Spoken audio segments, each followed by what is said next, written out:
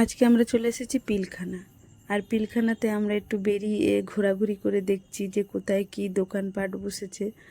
তো এখন আমরা একটা কাপ প্লেটের দোকানে চলে এসেছি। আর কাপ প্লেটের দোকানটাও বেশ বড়, আর বিভিন্ন ধরনের কাপ প্লেট, গ্লাস, বাটি এইসবের সেটগুলো রয়েছে।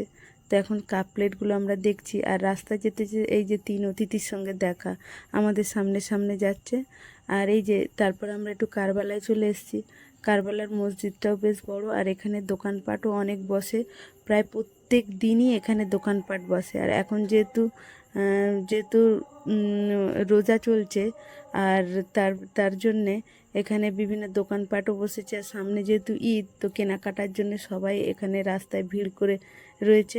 তো এখানে খাবারের দোকানও রয়েছে, আর এখানে লেসের দোকান আছে। বিভিন্ন ধরনের এখানে লেস পাওয়া যাচ্ছে। আর আমি একটা লেস খুব দেখার জন্য হাতে তুলে নিয়েছি।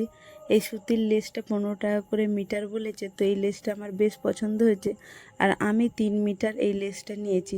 তারপর এইদিকে বিভিন্ন ধরনের কাপড় মিটার হিসাবে, চুড়িদারের পিস, কুর্তি, প্যান্ট সব পাওয়া যাচ্ছে। তো দোকান, প্রচুর দোকান এখানে বসেছে। বিকেলবেলা যেন মেলার মতো এখানে দোকান বসে।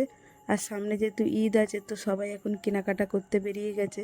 কারবালার এই মসজিদটি দেখো কি বড়, আর দেখতেও বেশ সুন্দর। আর পাশে আরও একটি ছোট মসজিদ এখানে রয়েছে। তো আমরা সেইগুলোই একটু দেখার জন্য বেরিয়েছি, ঘোরাঘুরি করছি আর এদিক ওদিক। তো ঘোরাঘুরি করতে করতে আমরা আবার একটু পাশে যে মেন রোডটা আছে সেখানে চলে গিয়েছি। আর সেখানে গিয়ে আমি একটা আজকে নতুন জিনিস দেখলাম। বিরিয়ানির হাঁড়িগুলো এই প্রথম দেখলাম এই রকম ধরনের হাঁড়ি।